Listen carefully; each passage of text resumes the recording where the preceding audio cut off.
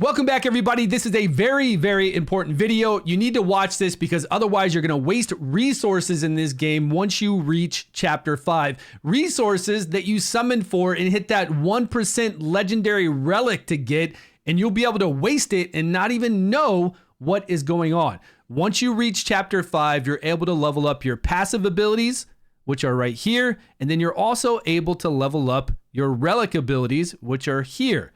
Now, the resources that they allow you to level up these things with are very, very rare resources that you need for other things in the game. Now, when you're going through the Talisman Dungeon, you can level them up with these books and talismans that you get from going through the Talisman Dungeon. It's going to unlock. You're going to run it a couple times every single day. You're going to go up floor after floor after floor, and you're going to get these resources. But you can see here that it will also let you level it up with Flame Relic, Storm Relic, all these weapon relics. Big no-no. This relic is actually a weapon, a very, very powerful weapon for that hero. If I do it for Bedivere, then I will no longer be able to do Bedivere's Storm Weapon when I summon him. I haven't summoned Bedivere yet, so it's not letting me go over there and just like unlock that weapon. But it has it here for me to use all 10 of these just to bring up one of my legendary heroes' skills by one. It's really cool though, because then if we do have these relics unlocked already, the other variations of their weapons, I can use it to skill up heroes. That's fantastic, but you got to make sure that you've already done it first on these heroes. Now, Bedivere is actually going to come to me. He comes to everybody as Flame. So I can't actually use this 10 Flame right here to level up somebody's skills when I want to. I'll do it later on. I'm not in a rush to level up skills because it's pretty rare to do this. But Merlin I haven't unlocked. And once I unlock Merlin, I'm going to want to make sure I unlocked Merlin's Frost Weapon because these additional weapons change their abilities and sometimes change a hero from not being very good to being crazy overpowered. So you got to make sure with that. And then with the passive abilities as well, you can level up these passive abilities with these resources. And these are different. These aren't the relics. These are the memory shards, what we're going to use later on to ascend our heroes. Look at the top right for Guinevere. She's 40 of 50 and she's rank 5. Those gold stars will turn into red stars, rank 1 red star. It'll have like 1 red star, 2 red star, 3 red star. Once I get multiple copies of Guinevere, there are other ways to be able to get them as well by changing them in. And if you come over here to the summons and you click on this, you can see that these are memory stones.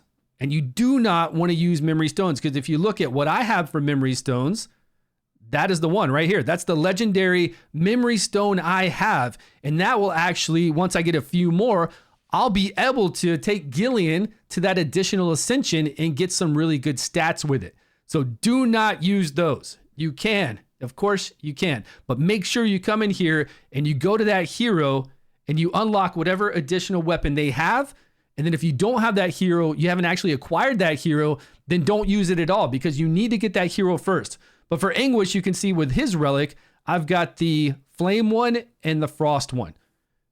And I've got multiple ones with Gillian. I've got multiple ones with Arthur. You're going to have and eventually summon multiple ones with all heroes in the game. And when you change them from the weapon that they have on, it changes their abilities completely.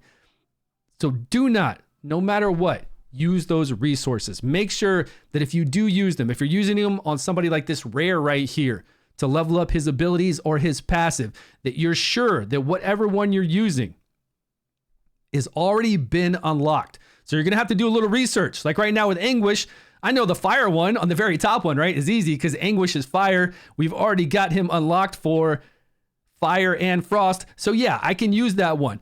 This one here for Alkalon, right underneath Anguish, I don't have him unlocked. So I definitely don't want to use that. Cormac, I'm not sure if I have him unlocked. I'll have to go see. And if I do have Cormac unlocked, I got to make sure that I've already unlocked his wind weapon. And then I can take note of that and then come back and use those. So be very, very mindful. Remember, this game is not just about getting that hero and using that hero. You also can get weapons and change up everything that hero does. Take this hero, Anguish, for instance. On his abilities, he can do a 50% chance to apply a chill. He can attack 5 times and apply a chill. And then on this move, he can steal buffs if there's a dot up. Now, it's funny with him because this Flame one isn't much different than the Frost one, but a lot of times they're very different. This one does a burn instead. Still has the steal, but look at this one. This one is an AoE ability, so hits everybody instead of single target, and then we've got a 50% chance, 50% chance for a burn. Different. You got to unlock these weapons. It's part of the fun of the game, so just be very mindful for that. And of course, you're going to go through the dungeon every day, and you're going to be fighting the Talisman Dungeon and moving up in the Talisman Dungeon to get better drops so you can level up these heroes. So don't use those 2 resources, please. Thanks so much for watching, everyone. I appreciate your time and support and love. Please subscribe if you haven't, and I will see you all in a video soon.